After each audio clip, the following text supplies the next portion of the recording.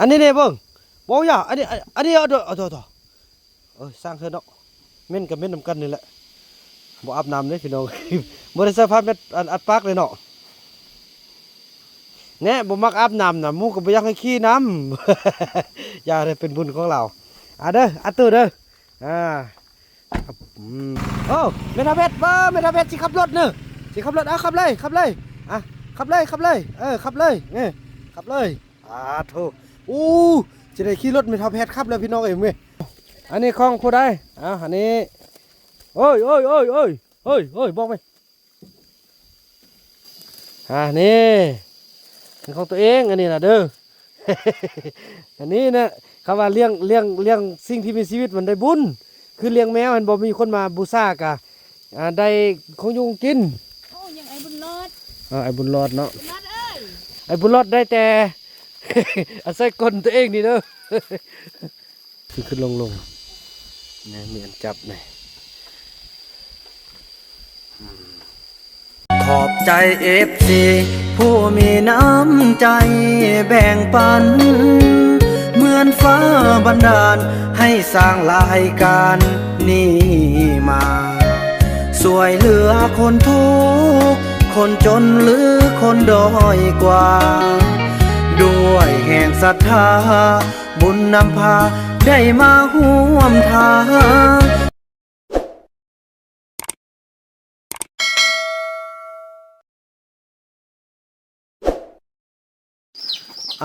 พี่น้องเอ้ยพูดมาอาบน้ำโอ้ไอ้คำน้อยเพิ่นลงมาอาบน้ำเนาะแม่นแหละคำน้อยซาลี่เด้น้องซาลี่เด้น้องนอนหาก็ตื่นเขาไปเวียกมันแล้วก็ น้องบ่ไปเด้อ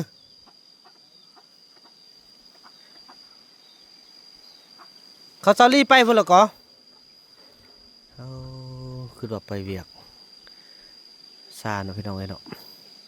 คือว่าดีใจที่ได้ไอ้เฟืองมาพี่น้องเอ้ยโอ้ออกเวียกก็ถือว่าโอ้ก่อนม่วงเด้เพราะไอ้เฟืองเรา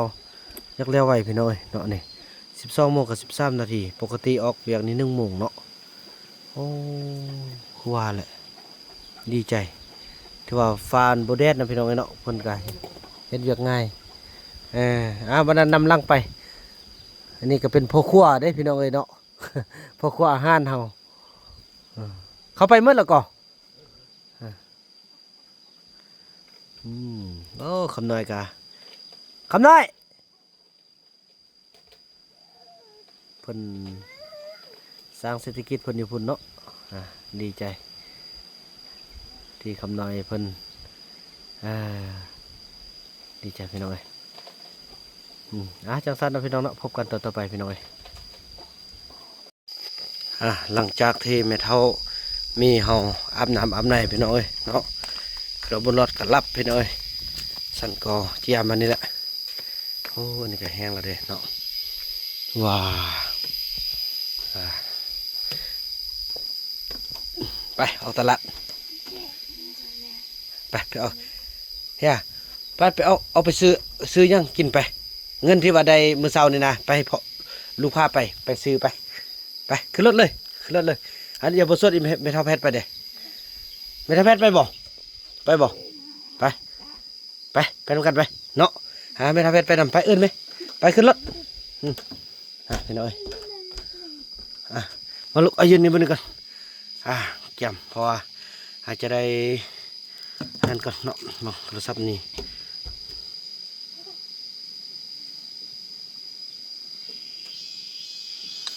เอารถคลิปนี้ไปก่อน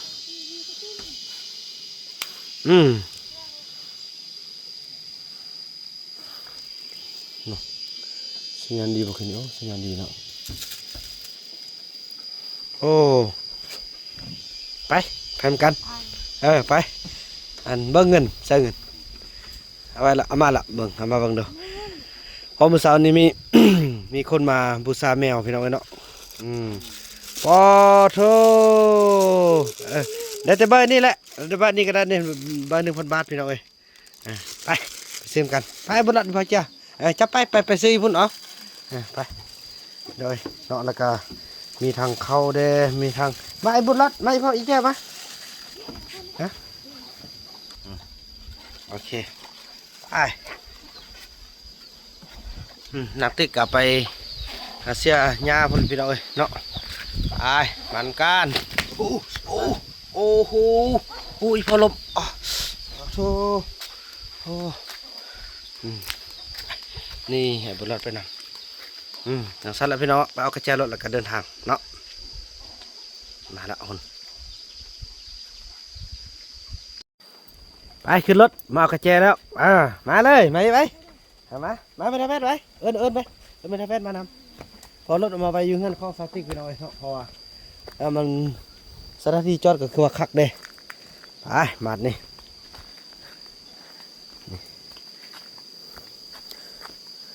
เดินทางกันบาทนี้ให้บนรถขึ้นนั่งรถเด้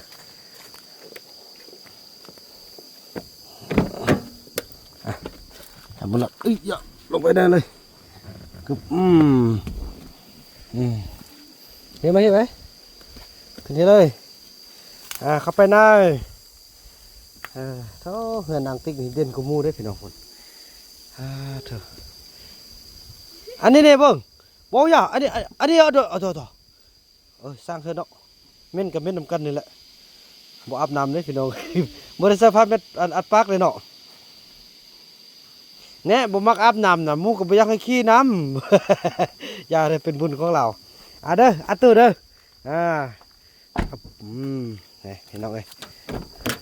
เม่นบ่ลองทดสอบเด้อกินอโล1 2 3 4กินอโล1 2 3 4เมทามีถ้าอาบมาแล้วก็เมทามีบังอันเปิดแก้วเนาะมารับปิดเปิดแอร์แหละเฮ้ยไอ้บุญมีกับแก่กับแก่เฮ้ยครั้งแรกที่เมทาแพทขี่รถอยู่ทางไหนเลยพี่น้องเอ้ยเนาะเพราะว่าผู้เกี่ยวบ่มักอาบน้ำเลยพี่น้องเอ้ยเนาะบ่เป็นนักพี่น้องเอ้ยลงเรือลำเดียวกันละอดนำกันเนาะจากสั้นแล้วพี่น้องเดินทางพบกันต่อไปเนาะพี่น้องเอ้ยเนาะแล้วเขาก็มาฮอดบ้านพุนทองแล้วโอ้พี่น้องเอ้ยเข้มนี่ก็พอดีขึ้นเกา5โตเนาะ1 2 3 4 5 1 2 3 4 5แล่นได้อยู่99,999 กิโลเมตรแล้วพี่น้องเอ้ยเนาะรถคันนี้เนาะพอดีมาฮอดเฮือนของบ่าวบุญนำเลยพอดีเปลี่ยนเป็นเล็กเก่ามืดสุดโตเลยพี่น้องเนาะนี่เห็นบอกขอให้คำคุณนะแล้วก็เป็นมือทำอิฐที่เมทัลเพชรได้ขึ้นอยู่ข้างในเนาะขอให้ขึ้นเกินบาทนี่เมทัลให้โชคแล้วเด้อ95ตัวพี่น้องเอ้ยเนาะแล้วก็มาแวะซื้อปลาดุกก้านบาทนี่พี่น้องเอ้ยเนาะโอ้โถจะเข้าหลักแสนได้พี่น้องเอ้ย99,999 กิโลเมตรพี่น้องเอ้ยเนาะตอนซื้อมา 50,000 ไปพี่น้องเอ้ยเนาะตัวนี้ 90,000 ไปละ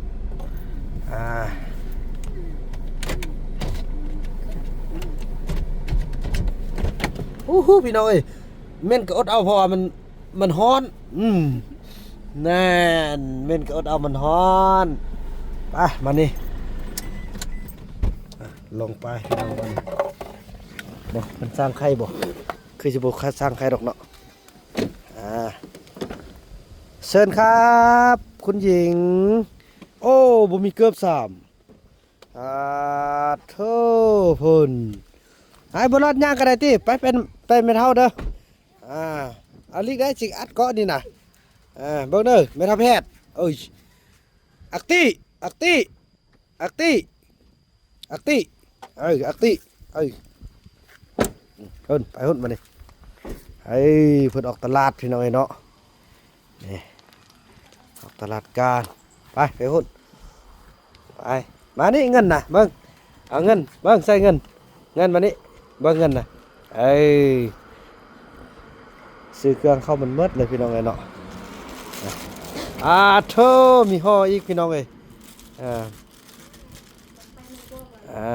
โอเคเนาะไปเข้าไปนั่งเลยไปนี่ไปเข้าไปนั่งไปอันน้องครับมีอันปลาดุกบ่ ไปไปน้องพาเราซื้อไหมพาเข้าไปพาเราเข้าไปเลยจำนวน 1,000 บาทพี่น้องเอ้ยเนาะขอบคุณเด้อเนี่ยพี่น้องเอ้ยที่ว่าผู้ที่เพิ่นมาบูชาแมวพี่น้องเอ้ยเนาะโอ้เบิ่งเลขก่อนพี่น้องเนาะเบิ่งเลขก่อนนี่1 2 3 4 5 6 7นี่พี่น้องเลขเนาะโอ้ทางนี้เปิดตัวเองบ่ให้ผู้อื่นเบิ่งนำเนาะ นี่พี่น้องเอ้ยเนาะเอาเลยจะเอายังน่ะเอาเลยซื้อมันหมดเลยจำนวน 1,000 บาทนี่ เส้นไป แล้วก็จะเอาเลยเด้อ เลือกเอาเลยทำบุญเลือกเอาเลย เอาไข่ไปให้เข้าเดี๋ยวบอกโอ้บ่ว่าเขาจะซื้อตัวนี้ก่อนเนาะ เอาปลาดุกเอาให้หน่อย อันมี5โลบ่ นี่ แล้วเข้ามาแล้วบ่ งั้น ยั แม่ งเอา มาหน่อยเส้นหาดอก พอดีได้เนาะเบิ่งสั่นสิได้ไปซอกทางอื่นก่อนเนาะพอมีเวียกไปเด้อันนี้เด้อ ยูหันมันบ่ฮอด ถึงอยู่600,000ปลายพี่น้องเนาะเอาเลือกเอาแม่จะเอายังเอาเลือกเอาเลย เจ้าเลือกไอ้ เลือกเอาอยากได้ยังนมบ่เอานมมาเข้าได้แก้มไม่เท่าไปเอานมไหมเอานมเนาะ มากระซิอันนี้ก็ยังได้เอาเลย เอาเลยบ่มากัน4 โมงพุ่นเด้อเอานมให้เขาเจ้าเอาเนาะเอาเป็นนมเล็กแต่ซอยอย่าลายเด้มึงเอา เพราะมันน่าจะกินเล็กแต่สวย เนี่ยว่าอันนี้สำเนายันเขาบ่หมดเนาะเอาแท็กหน่อยเนาะ เอาไปเทศหน่อย มึง เพราะว่าเขาชอบกินอัน ง่ายนะมึงเอาซะทุกอย่างไปเอาไปหมดเลยเนี่ยไปหมดเลยให้บุญรอดพอครับมึงทำแล้วก่อนนมอันนี้เอาบ่เอาเนี่ยเนาะเอาไปกินเนาะน้องเอามาหมดเลยเอามาแบ่งเป็น2 ท้องเด้อให้ไม่เราแพทย์อันนึงเด้อ เพราะว่าเขาจะเลี้ยงแมวนำกันเด้พี่น้องเอ้ยเอาแบ่งเป็น2 ท้องเลยคนละ3เนาะละท้องเลยอันนี้เนี่ยแล้วบ่เอาไม่ทับแพทย์ได้เนาะเขาเอาได้แล้วเอามันคือกันเลย ก็เอาคนละสี่ คนละซี่นี่อันนี้จะนุ่มกว่าคนละสี่คน บ่เธอไม่ทำมีเฮาคมเสื้อคมงาน เอาบอกครีม เอา เอาครีมก็ บ่เฮาเล่าแหละเราบ่ซ้ำค่าเราบ่ซ้ำค่าได้เลย ต้องเป็นสาวนะ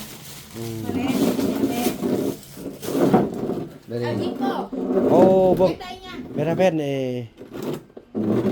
เอายังได นี่เงินอีกซื้อให้ สิซื้อให้เน่เงินมีแล้ว อีใจให้อันอีซื้อให้มีเงินแล้ว ไปเอาไปเอา เมมเลือกเอาไปเอายังได้ยังเอา ซอกดูแม่ซอกดูเอายังได ใจให้กันเด็ดอันนึงเด้อ โดยบวกเข้าไปเอามาความงามเนาะบวกเข้าเลยเด้อบัดนี้เอามียังไดมียังเติมบัดนี้เบิ่ง ยักได้ยังยักได้ยังยักได้ยังมีเงินดูนำอันนี้ยูนำอันนี้ เน่อ่ะเอาแล้วเงินน่ะไปซอก เงินเอาให้นี่แล้วยักได้ยัง พี่น้องเลยเพิ่นแม่มาไปเอายังเดี๋ยวว่าเขาจ่ายเบิ่งลูกไก่ลังเด้อ เนี่ยได้แล้วอันนี้เอาเมียนเงินอัน อัน นี้ นี้เอาเมียนโอ้มีไล่เงินน่ะเอาไว้ก่อนอันนี้น่ะเอาไว้ก่อนเอาไว้ก่อนเอาเงินตอนนั้นจ่ายมันหมดจะเอายังตุ้มเดี๋ยวพี่น้องเอ้ยนมก็เอาแล้วกาแฟไว้เข้าบ่กาแฟบ่ส่งเสริมเนาะโอ้บ่ขออนุญาตเอาเพื่อนๆให้บุญรอดซะเนาะมันรอดนี่อันนี้ให้บุญรอดเลยเนาะให้บุญรอดเนาะแล้วมีเอาอันไหนเอาอันเด็ดไหมครับมีเห็นว่าไปลูกไปเลือกเอาลูกอย่างไรกันไปเลือกเอาอันนี้มันไว้คล้องบุญรอดเด้อนี่เด้อบวกเลยที่เขาได้3 เซน สาม ปลาดุกปลาเสื้อ บ่ปลาดุกต่างหาก ปลาดุก5 โลน้ำตัดเดียวเอาพี่ เออแม่นน้องเอาเป็นแท็กให้เขาเลยเขามักนะเอาอันเยอะเลยว้าว ว่างนะเอาไปกินลูกเลย เอาเยอะๆเลยอันนี้เลย อันเท่าไหร่น้องนี่นะ 85 เอา2 อันเลยน้องเอาคนละอันเลยเขาจะเอามักนี่ได้ไล่เนาะอันนี้แหละมันเขาจะมัก เรียบโอ้เงินไปเดียวได้ไล่เลย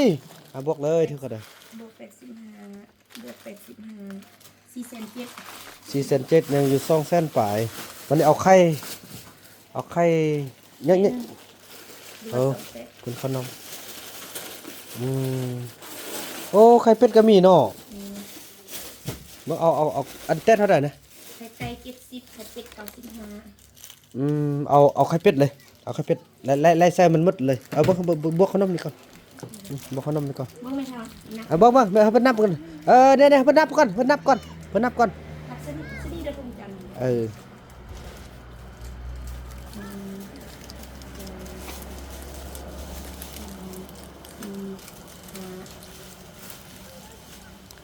แล้ว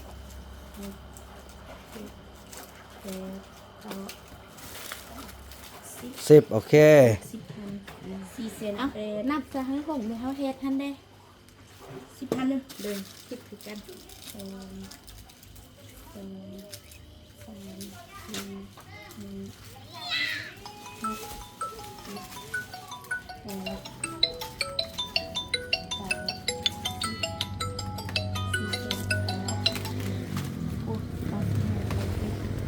ยังเท่าไหร่เนาะ เซน5 เซน15ค่ะ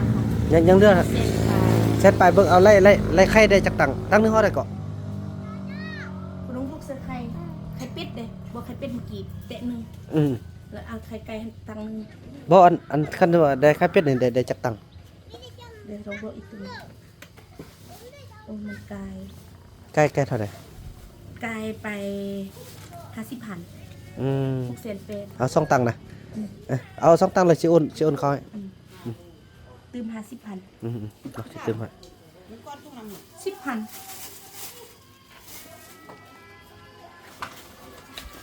เบิ่งอันนี้บวงตื้มมา10,000เนาะนี่เนาะเบิ่งจะเป็นบวงเหรอจะเป็นบวงพี่น้องเอ้ยเอาซ่องตังไว้ให้เขาเจ้าเนาะ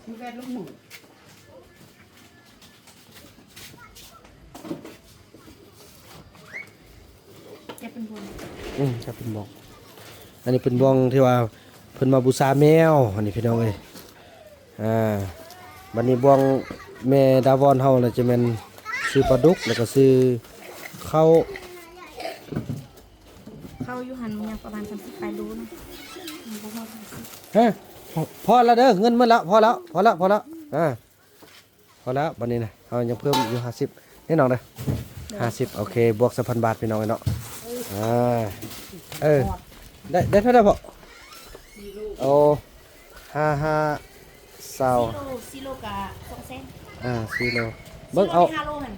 เอา5 เส้นเลยเอาอีกหมดเลย 5 6 30เอา10 โลเนาะ 10 โล5 เซน 10 โลเอา10 โลเลยเด้อเอาเป็น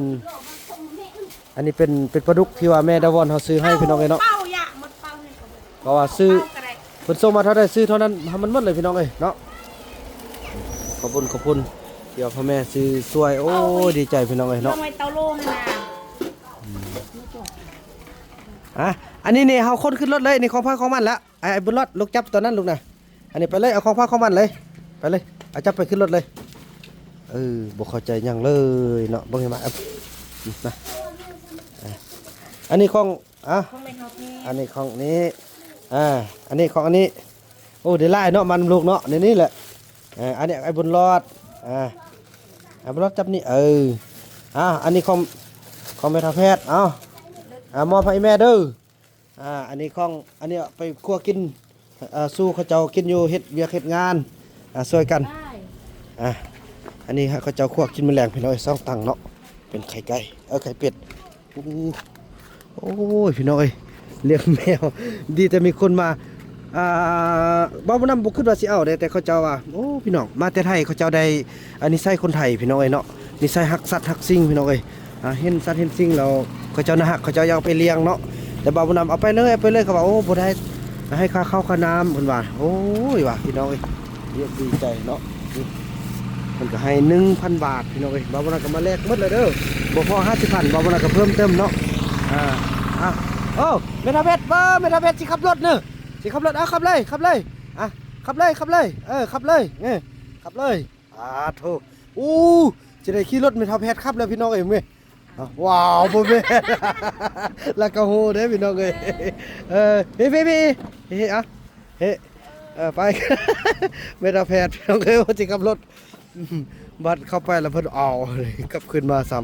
ำนี่เงินใดนี่หมดแล้วเด้อลูกซื้อหาหมดแล้วเด้อไปบัดนี้ยังบวงแม่ดาวอนเฮาพี่น้องเนาะทางครอบครัวใหญ่ใจบุญสิติดรถให้เพิ่นก่อนพี่น้องเอ้ยเนาะให้มันฮ้อนเด้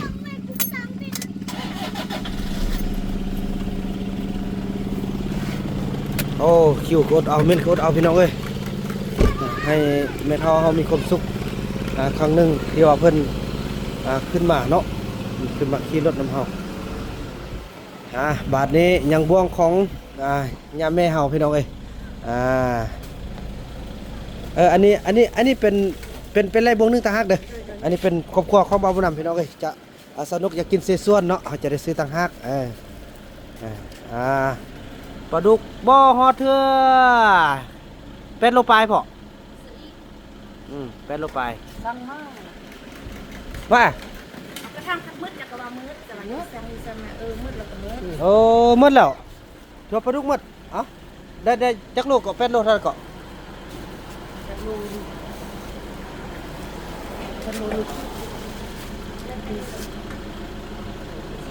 แม่นไหมเป็ดโล5 ขีดบุ่มแม่นเด้ก็อันตัวนี้มันลักเก่าเด้อันในฮ้อนนี่ก็5เพราะว่าเครื่องนี้อันนี้9โลเด้นี่ก็เครื่องนี่เห็นบ่นี่เป็นโล4 ขีดแต่ว่าไล่ให้มันง่ายๆกันไล่เป็นโล5 ขีดจ้ะ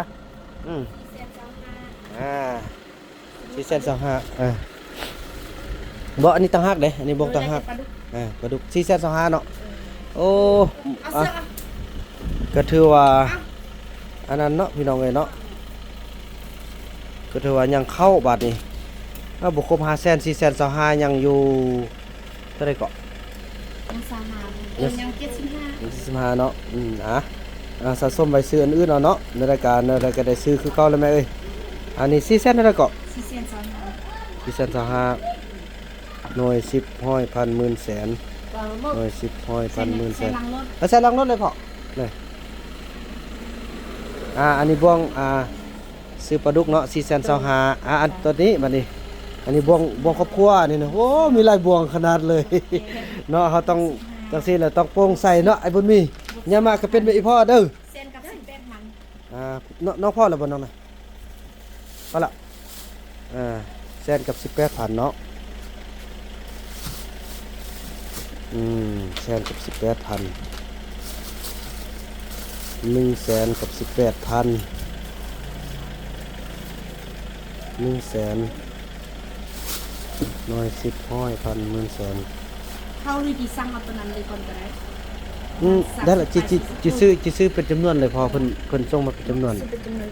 118,000โอเคครบตามจำนวนเนาะขอบใจโดยขอบใจกันเนาะพี่น้องเอ้ยเนาะถือว่าป้าก็บ่พอ70ไปเนาะก็โอ้พอดีเฮามาบวกเส้นเฮามาบวกใส่ต่อเพิ่มไข่เมื่อกี้เนาะ50เป็นอยู่ยังเหลืออยู่25ยังเหลือ25พี่น้องเอ้ยเนาะเอาเป็นเงินของแม่ย่าแม่พี่น้องเอ้ยเนาะขอโทษหลายๆเมื่อกี้ก็มีสายถูกเข้าเนาะพี่น้องเนาะก็เลยตัดวิดีโอไปถือว่าเป็นเงินของย่าแม่ดาวอน4-5 ล้านเฮาเนาะที่ประกอบส่วนกันในการที่ว่า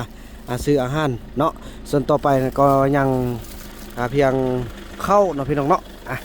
จำนวน1 ล้านกีบพี่น้องเนาะล้านกีบก็ได้อยู่เป่าไปเนาะได้อยู่เป่าไปพี่น้องเอ้ยจังสันเลยพี่น้องเอ้ยไปจะได้ครบแล้วบ่เครื่องเขานะ ครบแล้วเนาะ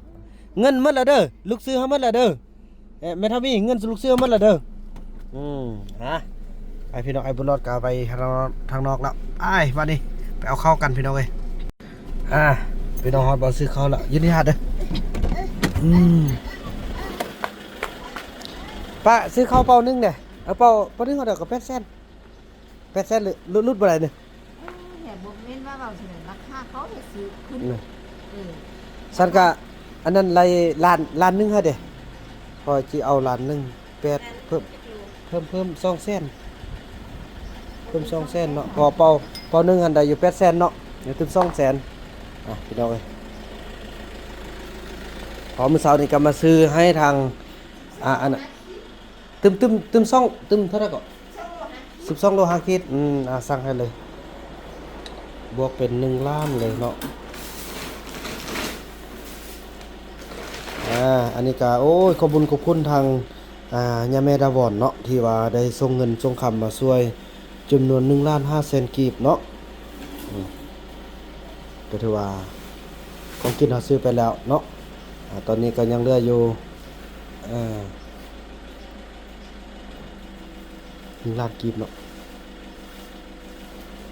หน่วย10 100 1,000 10,000 แสนล้านหน่วย10 100 1,000 10,000 แสนล้าน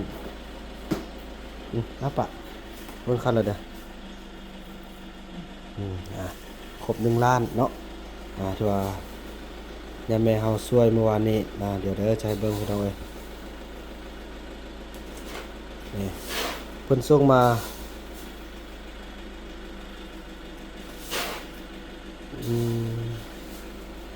1 ล้านกีบเนาะอันนี้อันนี้เป็น1,500,000พี่น้องเอ้ยอันนี้1,500,000เพิ่นส่งมาอันนี้มัน1 ล้านกีบช่วยห้องน้ำเบาคำน้อยเนาะแม่นละพี่น้องเอ้ยเนาะนี่ถือว่าหมดแล้วเนาะถือว่ายังเหลืออยู่นิดนึง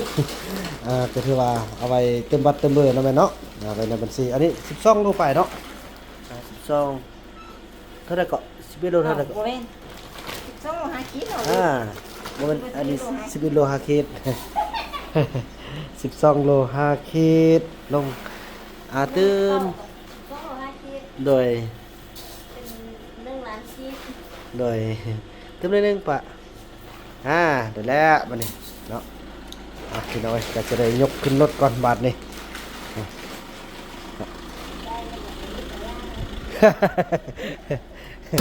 จ่ายเงินแล้วรถกระยานบ่ไข่เนาะบ่นี่ครับอันนี้ก็เอาเข้าไปปั้นเพิ่นค่ายน้ำมันเด้อ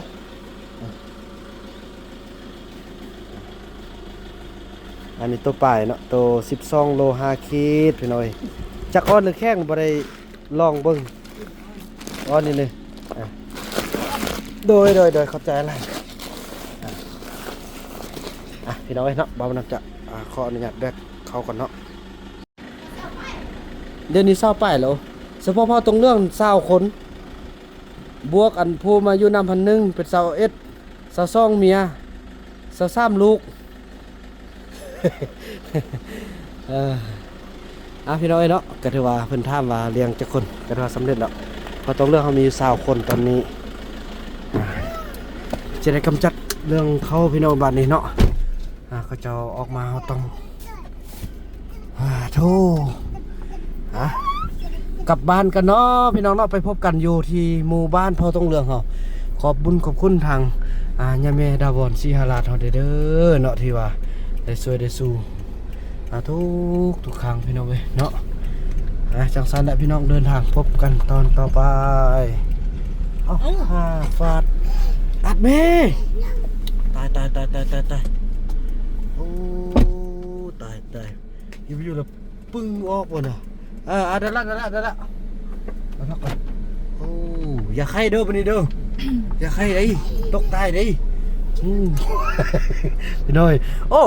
พอดีฮอตอัน1 แสนกิโลพอดีเมทัลแพทสร้างสถิติอีกแล้วพี่น้องเอ้ยแม่พอดี1 แสนเมื่อกี้เก่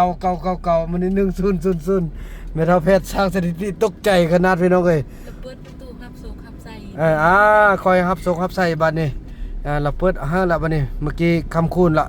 บัดนี้เราเปิดเอาโซกเอาไส้มาให้ละเนาะเดินทางพบกันต่อไปพี่น้องเอ้ยเดินทางมาฮอดบ้านกันแล้วพี่น้องเอ้ยเนาะข้าจะเอาแดดดีนะบางอันนี้เอาของพ่อพี่น้องเปื่อนขนาดนี้เนาะ หอมดังกุ้ยกุ้ย เอาอันนี้ของผู้ใดอันนี้โอ้ยบอกไปไปเฮ้ยละโคกเอาเท่านี้สิเอาเป็นอะไรเป็นอะไรลืมเอาเครื่องความลืมเลยพี่น้องเอ้ย เรายานที่บ่แม่นของเรานี่เป็นของตัวเองอันนี้นะเด้อ อันนี้นะคำว่าเลี้ยงสิ่งที่มีชีวิตมันได้บุญคือเลี้ยงแมวมันบ่มีคนมาบูชากะได้ของยุงกินยังไอ้บุญรอดไอ้บุญรอดเนาะบุญรอดเอ้ยปลาดุกเอาไว้นี่เข้าไว้นี่พี่น้องเอ้ยแล้วก็ไข่เอาไว้นี่เนาะบ่าวบุญนำจะให้เข้าจุอันนั้นมาแบกเอาเนาะพอบ่าวบุญนำแบกเมื่อกี้กะถ้ามาแบกได้บ่แบกได้แต่บ่าวบุญนำอยากให้เขาเห็นว่าพ่อแม่เขาช่วยแท้แต่อยากให้เขาจะใส่ให้งานแบกแท้ๆนะพี่น้องเนาะนี่ปลานี้เดี๋ยวเอาไปไว้เด้อเนาะไปบอกกันเพราะไม่เท่าเพชรยังบนแน่ใจยานเป็นของบนเป็นของตัวเองนะไอ้บุญรอดได้แต่ อาศัยกลตัวเองนี่เด้อ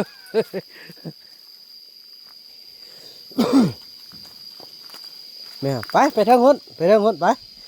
ม่ตัวนี้มาเกิดอยู่นี่พี่น้องเอ้ยแล้วก็เขาจะย้ายขึ้นไม่เท่ามีกับย้ายขึ้นไปนำแม่เท่าเพชรกับเป็นผู้เลี้ยงเบิ้งสันมีส่วนร่วมนำกันพี่น้องเอ้ยกะให้ทางซองปะเท่าไม่เท่าของพี่น้องให้เนาะไล่กุมุงพอเป็นพิเศษซะพอเขาจะดูแลดิส่วนคนอื่นนั่นก็ได้กินไข่เนาะไข่อยู่ซองแตะพี่น้องโอ้นายบุญรอดเพิ่นโธ่ไปพี่ก่อนเนี่ย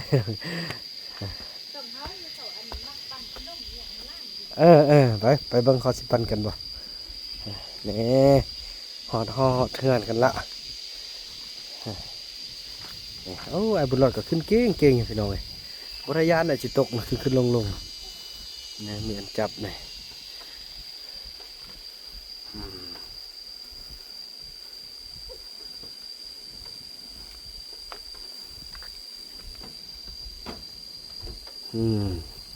นี่เด้อลูกขนาดไปยุ่นเพิ่นเอาไปเลี้ยงแล้วเด้อพอขึ้นยังเด้อเนี่ยเฮกันยัง2-3โตอันนี้ของไม่เท่ามีอันนี้ของไม่เท่าแพทย์เด้อกินนมกระเสียบกินอันนี้นี่กับข้าวเด้ออันนี้กับข้าวเด้อเบิ่งแด้เพิ่นบ่กินบ่เป็นกับข้าวบ่แม่นกินลิ้นได้กินกับข้าวเนี่ยพี่น้องข้าวเนาะข้าวเฮาก็ย่างแต่ซ้ำนี้นึงพี่น้องเนาะแล้วในนี่ก็ยังน้อยนึงเนาะนี่ตัวพี่น้องเป็นบุญกุศลของพอทงเรื่องที่ยังมีเขาต่อลมหายใจเนาะขอบุญขอบคุณนำแม่ดาวอนสีหาลาดหลายๆเนาะเดินลุกไปเบิ่งเขาเฮ็ดเวียกก่อนเด้อพี่น้องไปอัปเดตเขาเจ้าเฮ็ดเวียกฮอดขั้นตอนได้แล้วเนาะเพราะว่ามอบให้ทางไอ้เฟืองเป็นผู้นำพาพี่น้องจังสันเลยเนาะไปเบิ่งกันพี่น้องพี่น้องเนาะตอนนี้บ่าวบุญนำก็จะพาทุกคนมาจอบเบิ่งว่าเขาเจ้าเฮ็ดเวียกกันแบบใดการมอบครับเวียกของไอ้เฟือง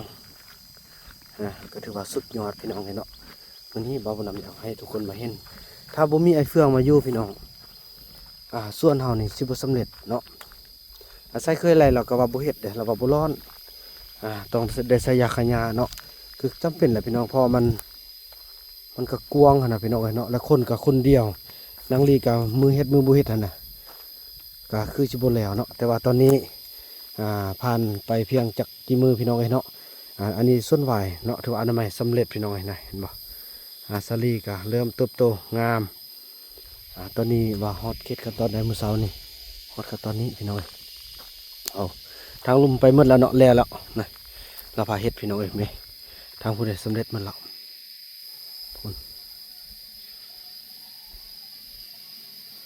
ฮ อดแจ่คนละพี่น้องเนาะถือว่าสำเร็จแล้วกวดมานะนี่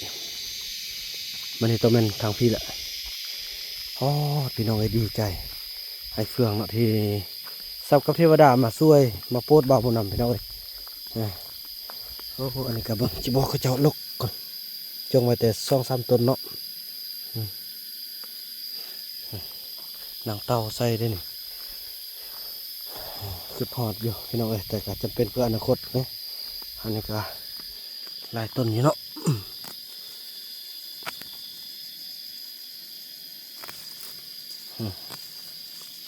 2 ยอดนี่ก็ต้นใดก็ต้นงามพี่น้องโอ้ไปสร้างลูกแล้วถูกคนฮอดพูดแล้วเนี่ยพี่น้องเมื่อเช้านี่ฮอดนี่เนาะกวาดไปแค่นี้ถือว่าสำเร็จไปแล้วเนาะเป็นหูเป็นทางโอ้พี่น้องจังซี่แหละเอาคนที่ว่าทุกเวียกทุกงานเนี่ยบุกเวียกบุกงานเอาจริงเอาจังนี่แหละเฮ็ดเป็นจริงได้เรื่องเนาะนี่อันนี้เบี้ยไวก็เริ่มเติบโตงามแล้วพูดน้องเอ้ย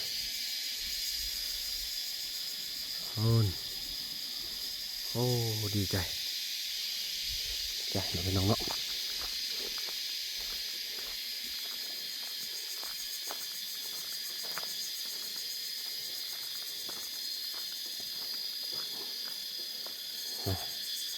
เฮ็ดลุ่มให้แล้วหมดแล้วไปน้องเลยเนาะ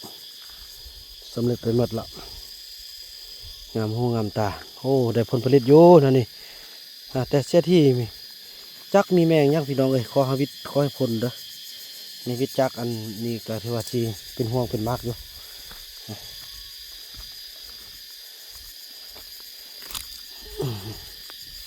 ถ้าบ่ได้ไอ้เฟืองมาช่วยนี่ตายแน่โอ้สาวติ๊กพี่น้องเอ้ย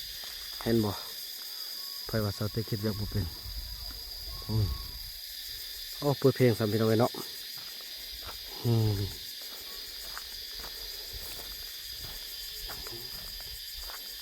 พี่น้องเอ้ยสุดยอดเลยน้องปลาเฮาก็ถือว่ายังบ่ทันได้มีน้ำซะเนาะจังซั่นเลยพี่น้องเอ้ยพอเขาเจ้าเปิดเพลงกันไหมโอ้มันสิแล้วมื้อนี้เลยติเดี๋ยวนี้น่ะแม่เขาเจ้าว่าคัดกะว่ามื้ออื่นน่ะสั่นมื้อนี้ก็เสียไปฟรีแล้วพี่น้องสุดยอดเลยเนาะนี่เสียหญ้าแปลนไปหมดเลยมื้ออื่นนี่สิได้สรุปกันเด้นี่น่ะทุกคนถือว่าเนาะพี่น้องเนาะก็ถือว่าคลิปนี้บ่าวนำจะขออนุญาตจบคลิปกันเพียงสำนี้ก่อนเพราะว่าเขาจะเปิดเพลงเนาะท้ายสุดนี้ขอบุญขอบคุณเด้อทางย่าแม่ดาวอนสีหลาดเนาะที่ช่วยในการซื้อเข้าจำนวน